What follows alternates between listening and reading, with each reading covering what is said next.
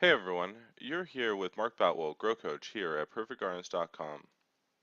Our mission every day is to help you grow while making decisions in line with our values.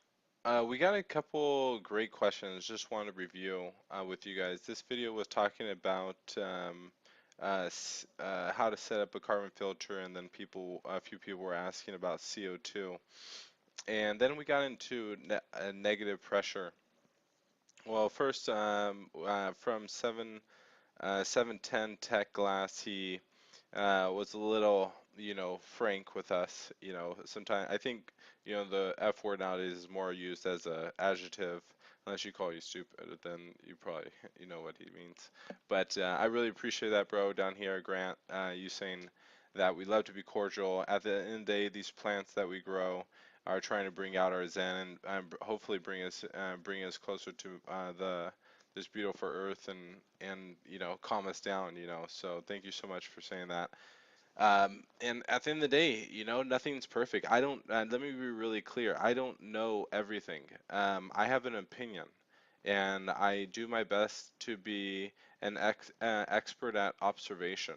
I love life experience, and I'm in a garden probably I don't know, 5 days out of the week, and probably in the garden anywhere from four to I don't know, 4 to 6 hours a day, and if I'm not doing that, I'm reading and so on, and get listening to other people's opinions. So this viewpoint, what you bring up about it being um, a negative pressure being frowned upon, well, it's interesting. Okay, so you bring in outside outside environment air contaminants, right? Well, think about over the last few years, when I first got started, I have the same thought process. I gotta wear gloves. I gotta be clean. I gotta protect the plants. I gotta be as clean as possible. But then I started really considering my time and how long it takes to do that type of stuff. And then I would start doing tests. I would do a grow, doing all wearing the gloves and the contaminants and doing all this stuff, and then I'd do a grow not doing that stuff, and then measure the yield differences and the qualities and all that stuff. And I didn't see much of a difference.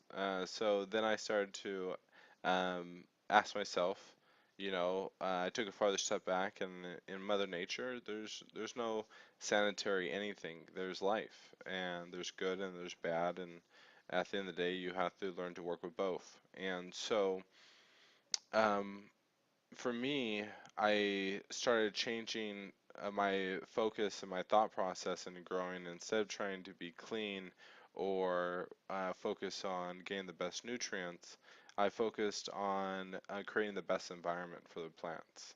So, and yeah, HVAC and a lot of other people's opinions, should it be sanitary, contaminants, bringing mold in, and all that stuff.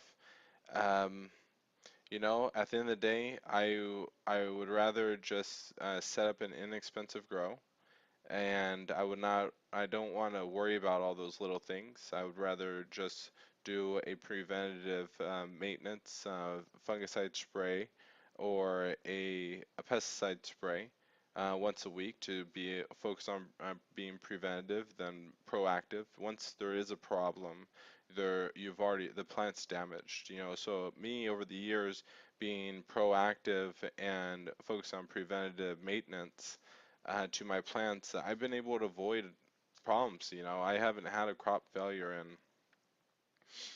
I don't know, it's at least 5 years. And I don't worry about all that stuff. I'm not saying I'm perfect, but at the end of the day, when you line me up against you and us up against other people that have been in this industry for um, since we started, we're still here. And I think it's because we've taken a consideration in, is what we're doing cost effective, and does it really make a big difference? That's just my opinion. Other people, they have their opinions and I respect them and I listen to them, and sometimes I do wear gloves, and sometimes in some situations I have 100% closed room. But in a 4x4 grow room tent where the setup is $500 and I'm going to get a a value, I'm going to get a crop off that, is only, 4x4. It's not, you know, the is it worth buying the gloves? Is it worth going through all that extra process on the return you're getting out of your room? How much are you getting? Half pound of produce. Is that worth your time? So there's just other considerations that I've taken into consideration, um, and through those other considerations, my recommendations have evolved into this type of a thought process. But I am totally willing to consider other people's thought process on a cleanse your room. But for me, I try and focus on growing biological with life. And so when I grow with life, I'm not concerned with the bad because I take in consideration the bad and the good, and I understand that living in harmony with both, I'm going to create a healthier plant because that's just life. So, anyways, I hope that answer was helpful, and I hope I didn't rant too long. Thank you so much, and have a great day, you guys.